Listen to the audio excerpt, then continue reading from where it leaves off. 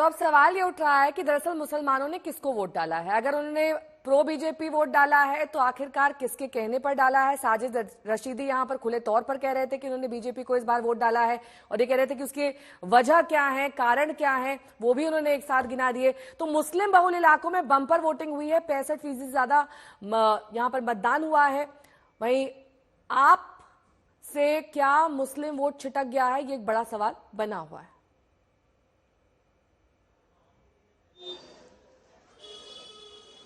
हिमांशु मिश्रा मेरे सहयोगी जुड़ गए हैं सीलमपुर से इस वक्त तमाम जानकारी के साथ, और इसके अलावा ओखला से सुशांत मेहरा हमारे साथ है। सबसे पहले हिमांशु, आपका रुख करते हुए कई सारे फैक्टर्स हैं यहाँ पर। अगर 60% से ज्यादा मतदान मुस्लिम बहुल इलाकों में हुआ है तो उसकी एक बड़ी वजह यह भी हो सकती है कि सभी ने एक मुश्त तरीके से एक ही पार्टी को वोट किया, भले वो बीजेपी के फेवर में हो या फिर एंटी बीजेपी हो। दूसरा सवाल ये कि अगर साजिद रशीदी जैसे मुस्लिम बहुल इलाकों में नेता ये कह रहे हैं कि हमने खुले तौर पर बीजेपी को वोट डाला है, कारण गिना रहे हैं, तो इसका कितना इन्फ्लुएंस होता है? देखिए, इसका इन्फ्लुएंस अगर हम नॉर्थ ईस्ट दिल्ली में कहें तो यहाँ पर जमीनी लेवल पे बिल्कुल नहीं है, क्योंकि यहाँ की अपनी कुछ लोकल समस्याएं हैं। नॉर्थ ईस्ट दिल्ली बहुत कंजेस्टेड इलाका है। अब आप देखिए, मैं इस वक्त सीलमपुर इलाके में हूँ और यहाँ पर आप जाम की स्थिति देखिए। तो यहाँ पर लोग आमतौर पर जो जाते हैं, दो चीजों पे जाते हैं, एक तो पार्टी और दूसरा कैंडिडेट पर, और अगर तीसरी चीज है, अगर कोई उनकी मदद करता है लोकल लेवल पे, अगर कोई उनके काम कराता है तो उसकी तरफ ध्यान जाता है। लेकिन इस बार अगर आप देखेंगे तो इस बार जो वोट पड़े हैं वो मुस्तफाबाद को अगर हम निकालें, क्योंकि मुस्तफाबाद में इस बार 69% वोट पड़ा है, यानी ओवरऑल जो दिल्ली है उससे 9% ज्यादा वोट पड़ा है। लेकिन वहां पर जो मुकाबला हुआ है, वहां पर AIMIM के ताहिर हुसैन की मौजूदगी की वजह से वो मुकाबला बहुत ज्यादा दिलचस्प हो गया, क्योंकि ताहिर हुसैन के साथ भीड़ देखने को मिली थी और लोग सपोर्ट में भी बाहर निकल रहे थे।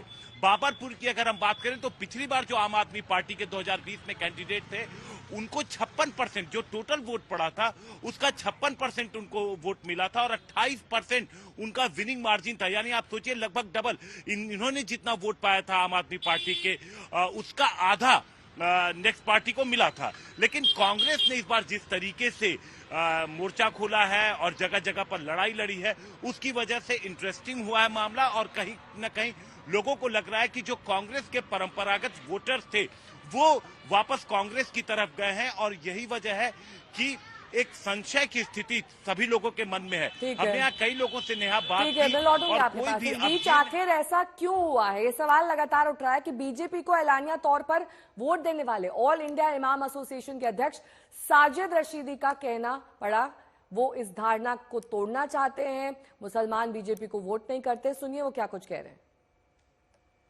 तो मुसलमान बीजेपी को हराने के लिए वोट करता है, उस परसेप्शन को खत्म करने के लिए मैंने बीजेपी को वोट किया है। और मैं चाहता हूं कि जिस सच्चे मन से मैंने बीजेपी को वोट किया है, उसी सच्चे मन से बीजेपी भी मुसलमान को गले लगाए और ये जो देश में नफरत की राजनीति है ये कहीं ना कहीं खत्म हो। सर, एक तरफ आप कह रहे हो कि बीजेपी मुसलमान को गले लगाए, दिल्ली चुनाव कि में क्योंकि आपने वोट किया तो इसीलिए पूछेंगे कि दिल्ली चुनाव में तो बीजेपी के लोग इकोनॉमिक बॉयकॉट की बात करते हैं मुसलमानों की। नहीं, मैं ये नहीं कह रहा हूं कि बीजेपी को एकजुट होकर वोट करना चाहिए, ना मेरे वोट अपील करने से कोई वोट करेगा। मैं तो सिर्फ इसलिए कह रहा हूं कि एक परसेप्शन जो बना है कि मुसलमान बीजेपी को हराने के लिए करता है, उस परसेप्शन को हमें तोड़ना पड़ेगा, मुसलमानों को आगे आना पड़ेगा उसके लिए। ओखला से मेरे सहयोगी सुशांत मेहरा इस वक्त तमाम जानकारी के साथ जुड़ गए हैं। सुशांत, जिस परसेंटेज में पिछली बार मुसलमानों ने आम आदमी पार्टी को वोट किया, अगर उस परसेंटेज से वो छिटक गए हैं तो जाहिर तौर पर ये वोट बीजेपी, कांग्रेस और AIMIM में बढ़ गया होगा। लेकिन इसकी कितना परसेंटेज है ये तो कोई नहीं जानता, ये तो जब नतीजे आएंगे तब मालूम चलेगा। तो कहीं ना कहीं संशय के बादल बने हुए हैं, क्या वाकई मुसलमान एकमुश्त करके वोट कर रहा है? देखिए, इसमें कोई दोहराई नहीं है कि मुसलमानों ने बढ़ चढ़ करके वोटिंग करी है, लेकिन इसमें यह भी देखना है कि ओखला में जब हमारी लोगों से बातचीत हुई तो उन्होंने बताया है कि इस बार उन्होंने बदलाव की ओर वोट जो है वो दिया है। इसमें AIMIM की यानी ओवैसी के जो उम्मीदवार हैं उनको भी वोट पड़ा है, कांग्रेस के उम्मीदवार को भी पड़ा है और कांग्रेस के साथ साथ आम आदमी पार्टी के भी उम्मीदवार को वोट पड़ा है। खास तौर पर यह बात है, इनमें कई मुस्लिम जो लोग थे उनका ये भी कहना है कि हम पिछले लंबे वक्त से लगातार बीजेपी की राजनीति जो है वो देख रहे हैं। ओखला के अंदर कांग्रेस का राज हुआ, उसके बाद आम आदमी पार्टी का राज हुआ, तो एक बार कुछ मुस्लिम समाज के जो लोग हैं उनका ये भी कहना है कि उन्होंने बीजेपी की तरफ भी जो है वोट दिया है। हालांकि उसकी परसेंटेज बहुत ज्यादा कम है, लेकिन अगर मुस्लिम वोट बढ़ता है 3 अलग अलग पार्टीज के अंदर तो निश्चित तौर पर उसका फायदा बीजेपी को जो है वो होगा।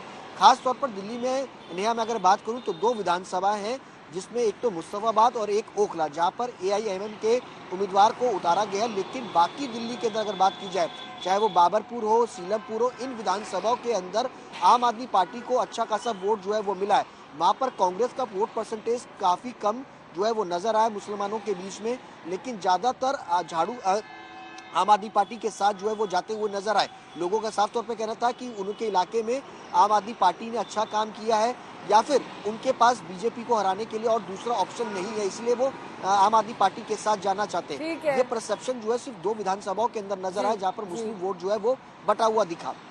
ठीक है, और मुसलमानों के वोट किधर जा रहे हैं, इसको लेकर अलग अलग पार्टी अपनी अपनी प्रतिक्रिया दे रही है, सुनिए।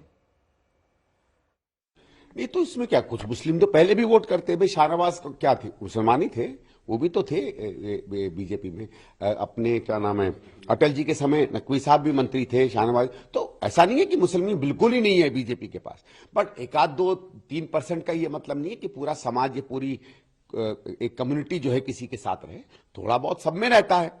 भाई बहुत से ऐसे लोग हैं जिसकी मेजॉरिटी कम्युनिटी किसी को वोट देती है, उसमें से लोग औरों को देते हैं। जैसे एक समय में माना जाता था कि मुलायम सिंह जी के समय उनकी कम्युनिटी के लोग सारे सपा को वोट देते थे, ऐसा नहीं था, उसमें बहुत से लोग कांग्रेस को भी देते थे। तो 1-2 तो होते ही हैं। भारतीय जनता पार्टी की सरकार किसी के लिए भी काम नहीं करती है। जो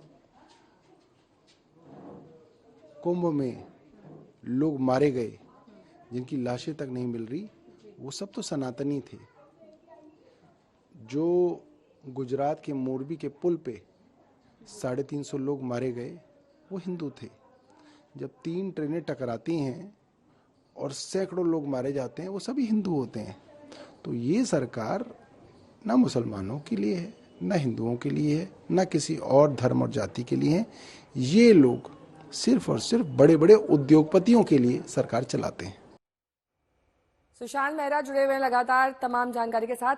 सुशांत, ओखला का डायनेमिक्स क्या कहता है, वहां पर किस हिसाब से वोट पड़े हैं, क्या कह रहे हैं लोग?